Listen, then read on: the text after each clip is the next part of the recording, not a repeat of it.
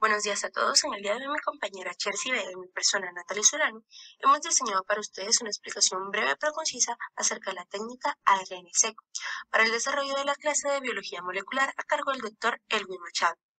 Para entrar en contexto, debemos tener en cuenta que un ser vivo experimenta constantes cambios a lo largo de su ciclo de vida, y esto se debe principalmente a la actividad de sus genes, los cuales están en constante cambio, prendiéndose y apagándose.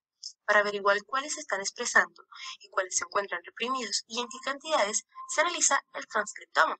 ¿Pero qué es el transcriptoma? Bueno, el transcriptoma viene siendo el conjunto de todas las moléculas de ARN, también llamadas transcritos, presentes en una célula o en un grupo de células en un momento determinado.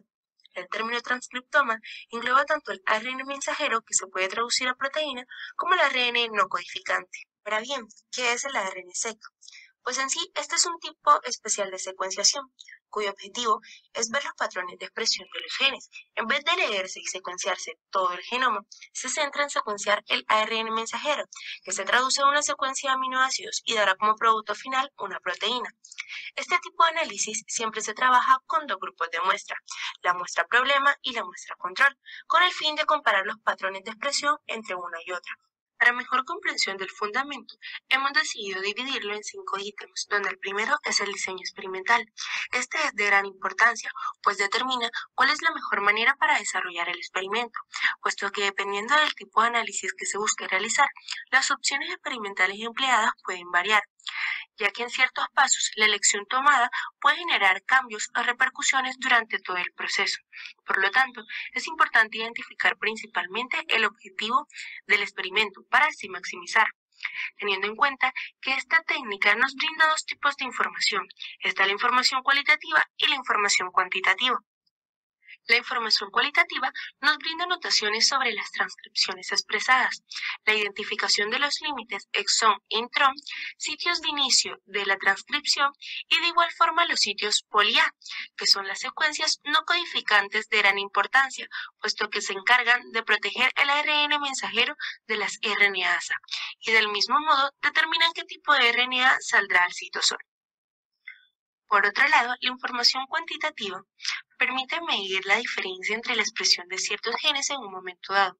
Asimismo, mide el empalme alternativo, los sitios de inicio de la transcripción, la poliadenilación alternativa, es decir, se centra específicamente en medir la expresión diferencial de los genes. El segundo ítem es la preparación del ARN. Aquí se realiza el aislamiento y la purificación del ARN de entrada.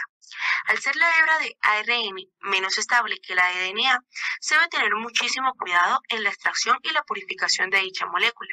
Asimismo, se debe tener en cuenta la estabilidad que presentan las RNAs, las cuales se encargan de degradar las moléculas de ARN que permanecen en estado libre.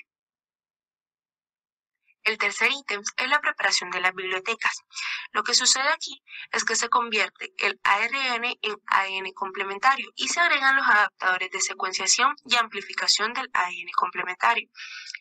El empleo de los adaptadores se debe en sí a que las tecnologías de secuenciación actualmente necesitan de secuencias de ADN con adaptadores específicos de cada plataforma, y estos se ubican en cada uno de los extremos de la hebra, tanto en 3' como en 5'.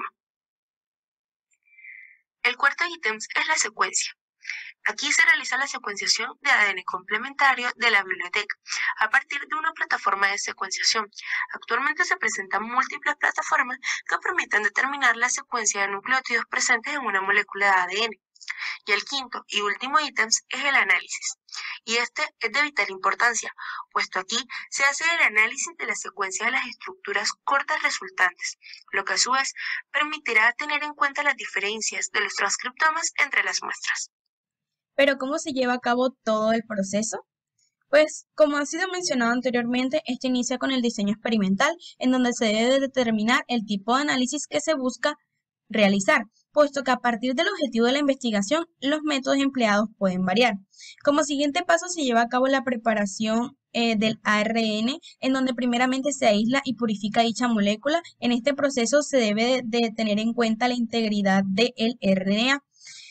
Para el desarrollo, pues se emplean dos técnicas, solubilización y homogenización mecánica, en donde la solubilización se emplea una solución formada por tampones orgánicos, agentes caotrópicos y detergentes iónicos. En el caso de la homogenización mecánica, la técnica empleada varía dependiendo del tejido que estemos tratando y con esta se busca romper la pared celular o todos los componentes celulares. Una vez desarrollado lo anterior, se busca recuperar el RNA. Para ello se emplean dos métodos. El primero consiste en una extracción con disolventes orgánicos formado por fenol acidificado, cloroformo y alcohol isoamílico, mientras que el segundo consiste en una extracción en fase sólida sobre sílice. Asimismo, se debe tener en cuenta el empleo de la DNasa 1, quien se encarga de la degradación del DNA presente en la muestra. Posterior a esto se cuantifica y evalúa la calidad del RNA extraído a partir de diferentes técnicas, siendo el espectrofotómetro, el fluorómetro o los bioanálisis métodos para determinar la pureza y rendimiento, mientras que el gen de la agarose o acrilamina busca determinar la calidad. Seguidamente se ejecuta un enriquecimiento del objetivo, es decir, se busca aislar un solo tipo de ARN, siendo este el mensajero, ya que al extraer todo el ARN procedente de una célula, más del 80% será ARN ribosómico. Por ende, gran parte de las lecturas obtenidas serán de este tipo. Por último, se genera una fragmentación de las hebras de RNA, puesto que las plataformas de secuenciación solo pueden, valga la redundancia, secuenciar un promedio de entre 40 a 400 pares de base. En el caso de la preparación de biblioteca, el cual es el paso siguiente, esto inicia con la síntesis de la primera hebra, donde se emplea la enzima transcriptasa inversa, puesto que va a tomar el RNA como molde para producir u originar DNA bicatenario complementario. Esto con la ayuda de ciertos primers o cebadores. Posterior a lo anterior se realiza la síntesis de la segunda hebra a través de la enzima ADN polimerasa, la cual tomará la primera hebra sintetizada y la utilizará como molde. De igual forma, en este proceso se requieren de cebadores o primers. Como siguiente paso, se insertan los adaptadores de secuenciación en cada uno de los extremos, es decir, habrá un adaptador 5' y 3'. Estos adaptadores mostrarán una secuencia específica dependiendo de la plataforma de secuenciación. Para lo antes mencionado se puede anexar estos adaptadores en los procesos de transcripción inversa realizados anteriormente con la retrotranscriptasa.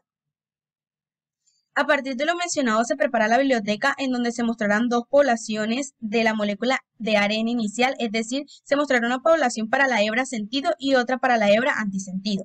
Como último, se realiza una validación y cuantificación de los datos obtenidos para así tener una mejor calidad de datos.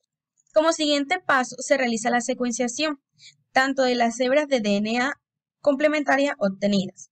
Para ello se debe emplear la mejor plataforma, la cual está ligada con el objetivo de la técnica. En este se decide utilizar la técnica de Illumina en la ilustración, siendo la más común, además de permitir una secuencia profunda y proporciona lecturas suficientemente largas. En este caso, la técnica permitirá determinar la secuencia de nucleótidos a partir de la fluorescencia que emitan al momento de presentarse la complementariedad de bases. Como último, se lleva a cabo el análisis de los datos obtenidos, es decir, se genera una filtración inicial de las lecturas secuenciadas, luego se eliminan los adaptadores antes de ser analizados y así ser alineados con transcriptomas de referencia. Posterior a esto, se cuantifica el número de lecturas transcritas y su abundancia en la muestra. Asimismo, se obtiene un análisis estadístico para identificar expresiones diferencial o empalmes diferenciales, lo que conlleva un análisis en las diferencias de transcriptomas entre muestras. Esta técnica posee diversas aplicaciones, pero entre las más comunes está la expresión de genes, el splicing alternativo, el descubrimiento del ARN no codificante, el antisentido, la detección de fusiones y la célula única. Cuando se habla de la expresión de genes, estamos hablando de una detección de la medida y la comparación de los transcritos codificantes de una población de células. En cambio, cuando hablamos de splicing alternativo, estamos hablando de los exones e intrones examinados por secuenciación. Y cuando estamos mencionando el descubrimiento del ARN no codificante, se refiere a la identificación y el análisis funcional del ARN que no se traduce a proteína. Por otro lado, el antisentido viene siendo el examen de un subconjunto de transcritos que representan la orientación antisentido y que se correlacionan con los cambios de expresión de los genes. La detección de fusiones también es una de sus aplicaciones y se refiere a la identificación de transcritos fusionados producidos por reorganizaciones genómicas. Y por último, estamos hablando de célula única, que es el estudio del transcriptoma completo de una célula que ha sido aislada en contraposición a la media de transcritos de millones de células.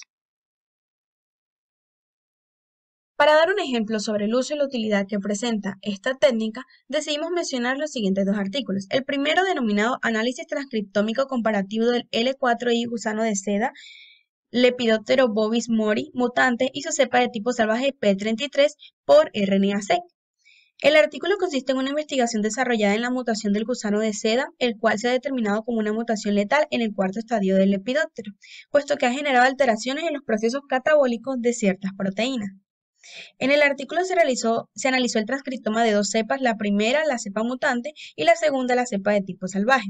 Para ello se empleó la técnica de RNA-seq con el fin de obtener un análisis transcriptómico comparativo entre ambas cepas. Además, permitió comprender el mecanismo de las mutaciones génicas, los cambios en los procesos y vías biológicas, además de determinar un gran número de eventos relacionados al empalme alternativo entre las cepas mencionadas.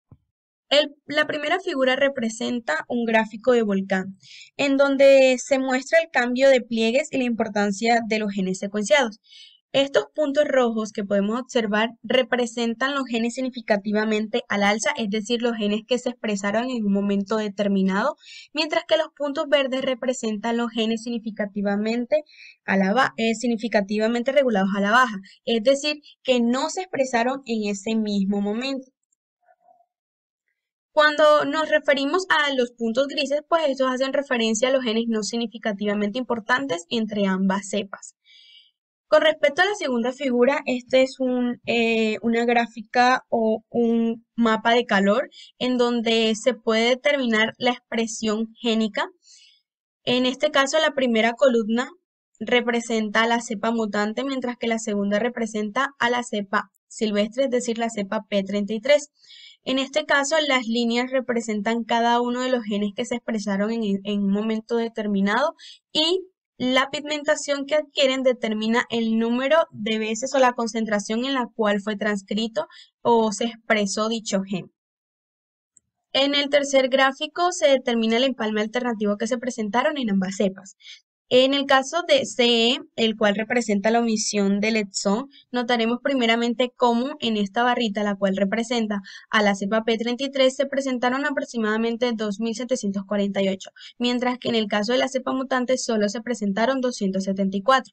Con respecto a MXE, es decir, los eventos del exón mutuamente excluyentes, la cepa mutante presentó 69, mientras que la cepa P33 presentó 357 eventos. Como último artículo, el cual es denominado como un enfoque de RNA-seq para explorar el efecto protector de Ginkgo B sobre la lesión de astrocitos inducida por glutamato. El artículo plantea cómo la ginkgolina B, la cual es un compuesto de lactona extraído de la Ginkgo biloba, muestra un efecto neuroprotector ante los daños que se generan en el sistema nervioso central dada la acumulación excesiva de glutamato, siendo esto un aminoácido no esencial que se encuentra vinculado con la excitación que se genera a nivel del sistema nervioso central. En este caso, los astrocitos, células que hacen parte de dicho sistema, realizan la síntesis de esta molécula dado el ciclo de glutamina, en donde esta misma molécula es absorbida por este tipo de células, ocasionando una regulación del glutamato en el sistema nervioso central. No obstante, cuando se presenta una alteración en la ingesta del aminoácido, se origina una aceleración del proceso de degeneración nerviosa. A partir de lo mencionado, el artículo evidencia que el experimento sustancial de Ginkgo biloba, el cual hace parte de la medicina tradicional china, tiene un efecto protector vinculado por el mecanismo de ginkgolina B en dicho proceso. Para determinar lo mencionado se desarrollaron diferentes técnicas, siendo una de ellas la RNA-seq, quien permitió evaluar los efectos que presenta dicha molécula sobre los astrocitos inducidos por el glutamato, y asimismo evaluar el transcriptoma ante la presencia o ausencia de la glicolina. Entre los resultados obtenidos en la investigación se puede determinar esta gráfica volcánica en donde se puede observar cómo los puntos rojos representan a los genes significativamente regulados al alza, es decir, que se expresaron cuando se generó el contacto entre los astrocitos y la glicolina B, en comparación a los genes que se expresaron ante el contacto con los astrocitos y el glutamato. En este mismo gráfico se puede observar los puntos negros en donde se determinan los genes no significativos y por último se presentan los puntos verdes, los cuales representan a los genes significativamente regulados a la baja, es decir, que presentaron una expresión muy poca ante el contacto de los astrocitos y la glicolina B. Muchas gracias.